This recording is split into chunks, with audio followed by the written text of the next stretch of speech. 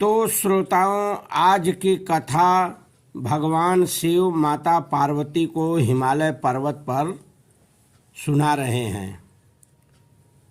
तो श्रोताओं, आज की कथा जिस समय राक्षस, स्वर्गलोक, मृत्युलोक, पाताल लोक, तीनों लोकों में अत्याचार फैला रहे थे। इनका अत्याचार का कोई सीमा नहीं था, अपनी चरम पर थे ये सब। रावण का ऐसा जो है प्रभाव पड़ा था। पृथ्वी तो इनके भार से एकदम पीड़ित हो गई थी, इनके अत्याचार से एकदम दुखित हो गई थी। एक बार वह रोती कल्पती हुई कामधेनु के रूप में देवताओं के पास गई। तो श्रोताओं, देवताओं ने वहाँ अपने को असहाय समझे और देवता, ऋषि, मुनि सब लोग मिलकर जो है कहें चलो ब्रह्मा के पास चला जाएं। ब्रह्मा के यहाँ सब गए तो ब्रह्मा भी अपने को असहाय कहें। श्रोताओं, कहें तो मुझसे नहीं हो पाएगा। तो फिर तो श्रोताओं ये लोग सोचने लगे परमात्मा के यहाँ चलें। ब्रह्मा बताएं परमात्मा कहाँ मिलेगा। कोई कहता है वैकुंठ में, कोई कहे क्षीर सागर में। उसी सभा में श्रोताओं शिव जी भी थे। उन्होंने कहे देश काल विदिशाओं में ऐसा स्थान कौन है जहाँ प्रभु नहीं है। प्रभु प्रेम से प्रकट होते हैं। फिर तो श्रोताओं सब लगे वहाँ स्तुति करने। उसके बाद श्रोताओं आकाशवाणी हुई। परमात्मा खुद आकाशवाणी किए, कहे मैं अंशों सहित मनुष्य रूप में अवतार लूँगा सूर्यवंश में। कश्यप ऋषि और अदिति ने पूर्व जन्म में घोर तप किया था पूर्व काल में, और मैं इनको वरदान भी दे चुका हूँ आने के लिए पुत्र के रूप में।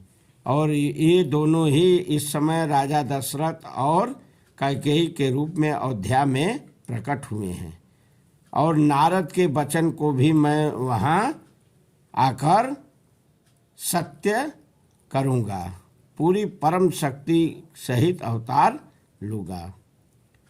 फिर देवता, ऋषि, मुनि सब लोग श्रोताओं बहुत प्रसन्न हुए। सब लोग वहाँ से लौटे हैं। ब्रह्मा जी देवताओं को कहें अब आप लोग बंदर बन के परमात्मा के सेवा का अवसर प्रदान करें। परमात्मा के सेवा के लिए आप लोग जंगल में तब तक इंतज़ार करें। श्रोताओं, जितने बंदर भालू आप उस समय देखें, जितने सब लोग थे, ये सब जो है देवता स्वरूप थे। देवता ही बंदर भालू बनकर पृथ्वी पर विचरण करने लगे, परमात्मा का इंतजार करने लगे सेवा के लिए। फिर शिव जी कहें हे पार्वती, एक बार राजा दशरथ को बहुत ग्लानि हुई, पुत्र की ग्लानि हुई। इन्होंने अपना शोक वशिष्ठ मुनि से कहें कि हमें पुत्र नहीं है। वशिष्ठ मुनि कहें हे राजन, आपको 4 पुत्र होंगे, एक नहीं 4 पुत्र होंगे। फिर तो श्रृंगी ऋषि से पुत्र प्राप्ति का यज्ञ शुरू करवाए हैं श्रोताओं वशिष्ठ मुनि। अग्निदेव हाथ में खीर लेकर यज्ञ से प्रकट हुए हैं। आधा भाग कौशल्या को, आधा जो बचा था उसमें 2 भाग करके, एक भाग तो कैकेयी को, फिर एक भाग जो बचा था उसे 2 भाग करके उसे कौशल्या और कैकेयी के हाथों में देकर उनको प्रसन्न कर राजा ने सुमित्रा को दे दिए। श्रोताओं, इस प्रकार से बंटवारा किए। इस प्रकार प्रभु गर्भ में आए। जिस समय परमात्मा आए हैं, योग, लगन, ग्रह, तिथि, वार सब प्रभु के जन्म के समय अनुकूल हो गए थे। श्रोताओं, भगवान का जन्म, प्रभु का जन्म चैत मास के 9वीं तिथि शुक्ल पक्ष की अभिजित नक्षत्र और मध्याह्न के समय हुआ था। श्रोताओं, न सर्दी थी न गर्मी थी उस समय।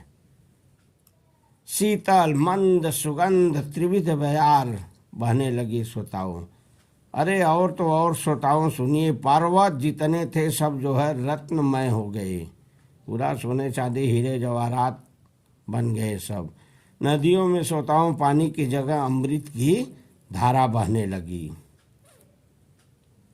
ब्रह्मा देवता सब जो है सुने, खुशी का ठिकाना नहीं, चले सब लोग अपने अपने लोग से। श्रोताओं आकाश में भयानक जो है फूल की बारिश हुई, फूल बरसने लगे, गंधर्व यशोगान करने लगे, आकाश में भयानक नगाड़े बजने लगे, आकाश पूरा गुलजार हो गया। नाग मुनि देवता सब लोग लगे जहां तहां स्तुति करने। घोर गर्जन की तरह आकाश सुनाई पड़ने लगा। इस प्रकार सब लोगों को सुख देने वाले भगवान प्रकट हुए हैं श्रोताओं। तो इस प्रकार श्रोताओं आप लोग जीवन मुक्त कथाएं नामक चैनल को सब्सक्राइब करिए और शेयर करिए और इस कथा का श्रवण करिए। श्रवण मात्र से श्रोताओं जीवन मुक्त आप हो जाएंगे, क्योंकि पिछली कथा शुरुआत में 3 कथाएं हमारी श्रवण मात्र की हैं। वो सतयुग त्रेता चाहे द्वापर जो भी है जहाँ की हैं, उसमें श्रवण मात्र से ही श्रोताओं सब जीवन मुक्त हो गए। इसलिए जो है आप श्रवण प्रेम से करिए। बोलिए परमपिता परमात्मा श्री रामचंद्र भगवान की जय। अब श्रोताओं यहीं पर कथा विराम देता हूँ, समय का अभाव है। अगली कथा आप जो है परमात्मा का अद्भुत रूप के रूप में श्रवण करेंगे। धन्यवाद।